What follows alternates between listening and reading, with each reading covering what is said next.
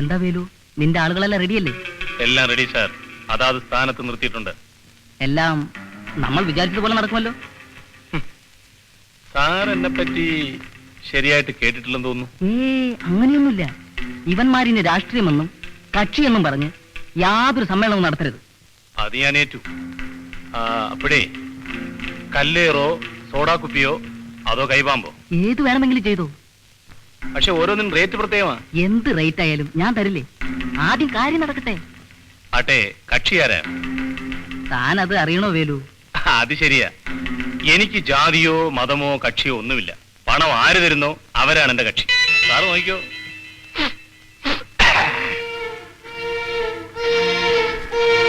അവന്മാരുടെ ഒരു മീറ്റിംഗ്. ചേട്ടാ എന്റെ നാട്ടിൽ അവസന്മാരും ആസന്മാരുമായ തൊഴിലാളികളും ഒറ്റക്കെട്ടായി സംഘടിച്ചു കഴിഞ്ഞു. വെടിയുണ്ടകൾക്ക് നേരെ വിരിമാറ് കാട്ടാൻ കന്യാടമുള്ള ഒരു പുതിയ തലമുറ ഇവിടെ ഉണർന്നു കഴിഞ്ഞു. തലവരച്ച പോരാട്ടത്തെ അയ്യോ കാശൊന്നും വേണ്ട, പിന്നെ വാങ്ങിച്ചോളാം. അംഗീകരിക്കാനും അവരെ ഫാക്ടറിയുടെ ഭരണത്തിൽ പങ്കാളികളാക്കാനും തൊഴിലാളിമാർ മുന്നോട്ട് വന്നേ മതിയാകും. മിനിമം ബോണസ് അനുവദിക്കാൻ മടിക്കുന്ന തൊഴിലാളിമാരുടെ കണ്ണുറപ്പിക്കാൻ നാം സമരം നടത്തുക തന്നെ വേണം. ഒന്നുകിൽ വിജയം അല്ലെങ്കിൽ മരണം, ഇതായിരിക്കും നമ്മുടെ മുദ്രാവാക്യം. സംഘടിത തൊഴിലാളി വർഗത്തിനെതിരെ നേരെ വിരിമാറ് കാട്ടാൻ കന്യാടമുള്ള ഒരു പുതിയ തലമുറ ഇവിടെ ഉണർന്നു കഴിഞ്ഞു. തലവരച്ച മുതലാളിത്തമേ, ഇനി നിനക്ക് രക്ഷയില്ല. തൊഴിലാളികളുടെ അവകാശങ്ങൾ അംഗീകരിക്കാനും അവരെ ഫാക്ടറിയുടെ ഭരണത്തിൽ പങ്കാളികളാക്കാനും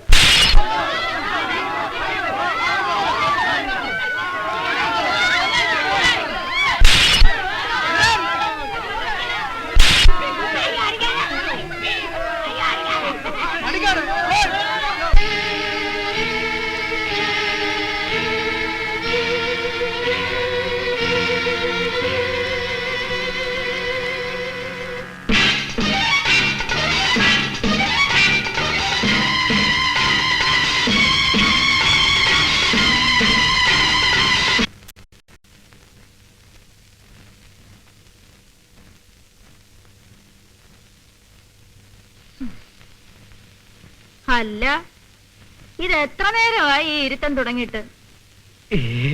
അയ്യേ, ഇവിടെ വരുന്ന പൂവാലന്മാർക്കെല്ലാം ഒരുപോലത്തെ ചിരിയ.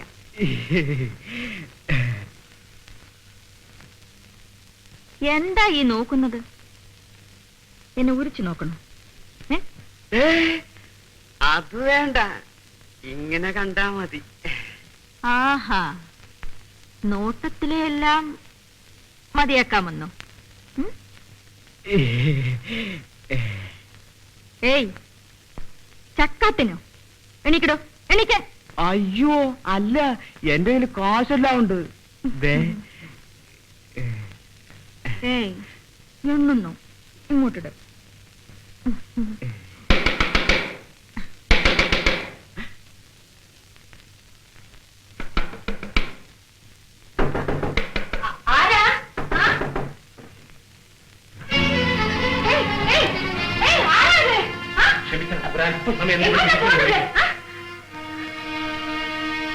ആരാ?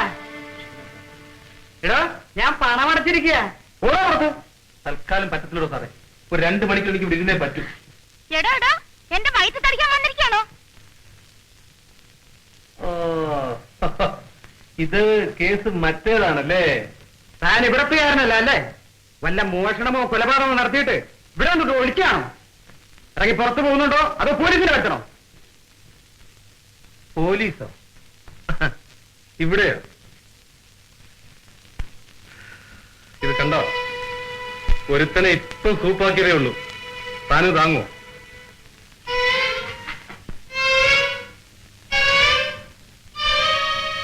തന്തയ്ക്ക് പോകാത്തവനെ. എടോ, തന്തയ്ക്ക് പറഞ്ഞോണ്ട് പോന്നു? വെറുതെ നിൽക്കുന്നോ? നാണോ ഇല്ലേ തനിക്ക്? ഇല്ല, ഞാനതാണല്ലോ.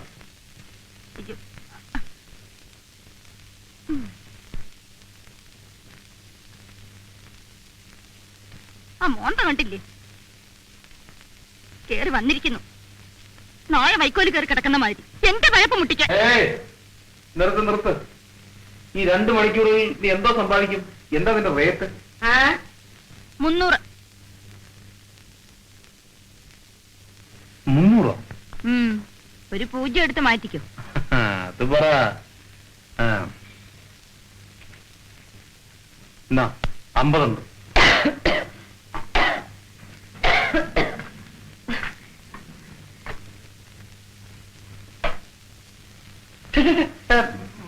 ഇതൊന്നും വേണ്ട, ഞാനതൊന്നുമില്ല.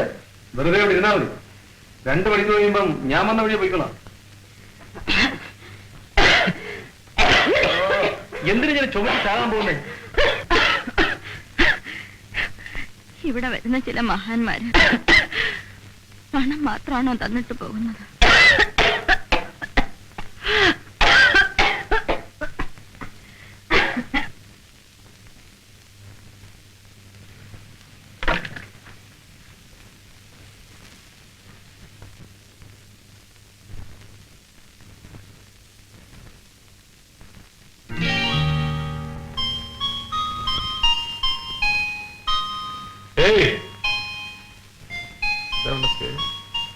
മാലതി,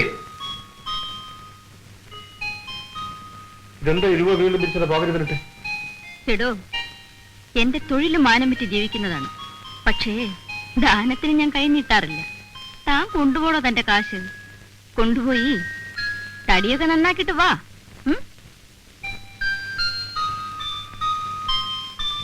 എടോ വേ, തന്റെ തൊഴിലെന്താ? എന്റെ ജോലിയും ഏതാണ്ട് ഇതുപോലൊക്കെ തന്നെയാണ്. ഒരു വിരൽ വെട്ടണമെങ്കിൽ 30 രൂപ, ഒരു കൈ വെട്ടണമെങ്കിൽ 1 പൂജ്യം കൂടെ 300 രൂപ,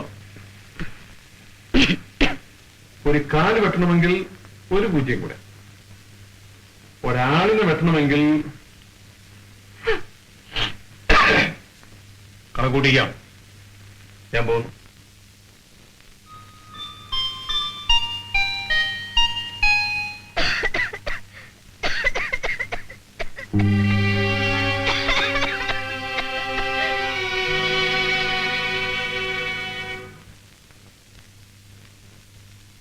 ആ പോലീസുകാരൻ ചങ്കരപ്പിള്ള വന്നിരുന്നു. അയാളെ ഞാൻ കണ്ടതാണല്ലോ. എന്താ കാര്യം? എന്നോട് ചോദിച്ചാൽ ഞാൻ എങ്ങനെ അറിയാനാ? ഇന്ന് എത്രയാ തീയതി? 27. അയാളെ ഞാൻ പിന്നെ കണ്ടോളാം. ശാന്തമ്മ കോളേജിൽ പോയോ? അച്ഛനിന്ന് ഓഫീസിൽ പോകുന്നില്ലേ? പോകുന്നുണ്ടല്ലോ മോളെ. എന്താ കാര്യം? അച്ഛാ, എന്റെ കൂട്ടുകാരികൾക്ക് ലെതർ ഫാക്ടറി കാണണമെന്ന് പറഞ്ഞു. ഞാൻ പറഞ്ഞു എന്റെ അച്ഛൻ അവിടെയാണ് ജോലി, ഞാൻ കൂട്ടിക്കൊണ്ട് പോവാന്ന്. വേണ്ട മോളെ, അവിടെ എല്ലാം വൃത്തികേടാണ്. നീ അവിടെ അങ്ങ് വരാൻ പാടില്ല. എന്നാ ശരി, ഒരു 10 രൂപ ഉണ്ടെങ്കിൽ താച്ചാ. 10 രൂപയോ? ആ 10 രൂപ ഉണ്ടാക്കാൻ ഞാൻ എന്ത് പാടുപെടുന്നുണ്ടെന്ന് നിനക്കറിയാം. എത്ര പേരെ തൊഴണം, എത്ര പേരെ. മര്യാദക്ക് നീ കോളേജിൽ പോകുന്നുണ്ടോ?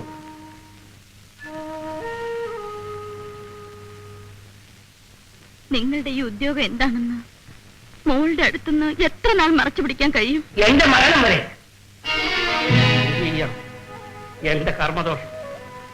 ഞാൻ ഒരു ചെളിക്കുണ്ടിൽ വീണുപോയി. അവിടെ നിന്നും രക്ഷപ്പെടാൻ എനിക്ക് കഴിയുന്നു.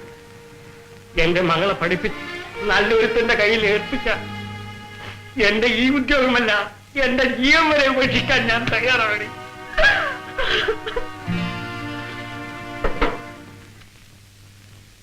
അല്ല, ഇതാരാണ്? ചക്കന്റെ അദ്ദേഹവും തടിയൊക്കെ നന്നാക്കിട്ട് വരുന്ന വരവായിരിക്കും അല്ലേ? വൃത്തികേട്. ഞാനിപ്പോഴും അതിനൊന്നുമല്ല വന്നത്. നമ്മളുടെ ഇവിടെ ഉണ്ടോ മാളതി? നമ്മുടെ കണ്ണാടെ, നമ്മൾ വീട്ടിൽ ചെന്നാലേ നമ്മളുടെ ഭാര്യ ആദ്യം ചോദിക്കുന്നത് കണ്ണാട എവിടെയെന്നാ. അല്ല, അപ്പോഴേക്കും വേറെ ആള് കയറി കഴിഞ്ഞോ? സാറ് കണ്ടോ നമ്മളുടെ കണ്ണാട? കൈയെടുക്കടോ. ഇല്ല, സാറ് കണ്ടു കാണത്തില്ല. മാലതി, നമ്മളുടെ ഇരിക്കുന്നത് നമ്മളുടെ കണ്ണട. ഇത് വെച്ചാലേ നമുക്ക് ഫസ്റ്റ് ക്ലാസ്സായി കാണാം. മാലു, മാലതി, നേരത്തെ നമ്മുടെ കണ്ണട പോയി, ഇപ്പൊ നമ്മുടെ കണ്ണും പോയി. മാലതി, നമ്മൾ ഒന്ന് പുറത്ത് വിട്ടു തരാമോ? സാറിന്റെ കൈ മേത്ത് വീണാലേ തടി കേടുവരും. എന്താ അയാളെ തല്ലിതെന്തിനാ? എനിക്ക് ദേഷ്യം വന്നു, ഞാൻ തല്ലി. തനിക്ക് എന്താണ് ഇത്ര ദേഷ്യം?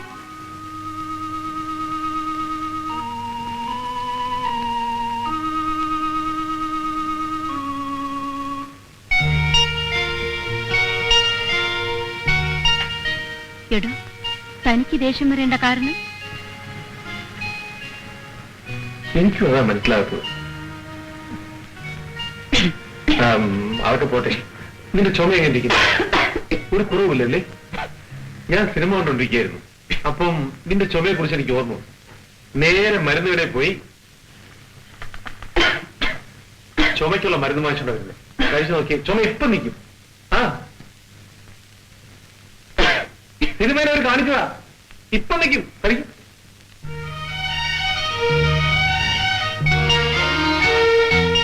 ഇതിനെന്ത് കൊടുത്തു? നീ എന്തിനാ അറിയില്ലേ? കാശൊന്നും ഞാൻ വാങ്ങിക്കില്ല.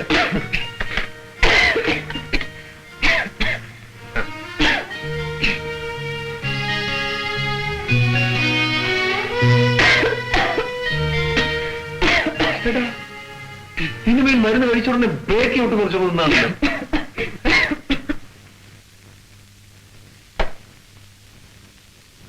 എടോ, സത്യം പറ. കണ്ണാടിയിൽ എഴുതിയിരിക്കുന്ന കണ്ടിട്ടല്ലേ താൻ വീണ്ടും ഇങ്ങോട്ട് കയറി വന്നത്? കണ്ണാടിയിൽ എന്താ എഴുതിയിരിക്കുന്നത്? എന്താ, വായിക്കാൻ അറിഞ്ഞൂടെ? അറിയാൻ വയ്യാത്തോണ്ടല്ലേ ചോദിച്ചത്. അയ്യേ, പഠിച്ചിട്ടില്ലേ? എന്റെ തൊഴിലിന് പഠിപ്പിന്റെ ആവശ്യമേ ഇല്ല. എന്നിട്ട് പോലും ഞാൻ 8ാം ക്ലാസ് വരെ പഠിച്ചതാ. നാണമില്ലല്ലോ തനിക്ക്? ഞാൻ പഠിച്ചിരുന്നെങ്കിൽ ഇന്ന് ഞാൻ എങ്ങനെയൊക്കെയോ ജീവിക്കുമായിരുന്നു.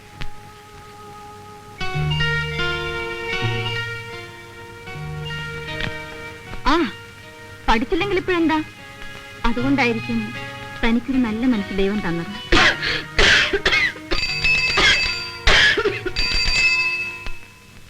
പോസ്റ്റ്മാൻ ആണെന്ന് തോന്നുന്നു.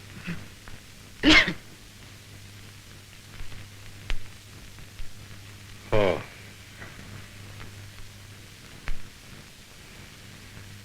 ഞാൻ പോകുന്നു. മരുന്ന് കഴിക്കാൻ മറക്കണ്ട.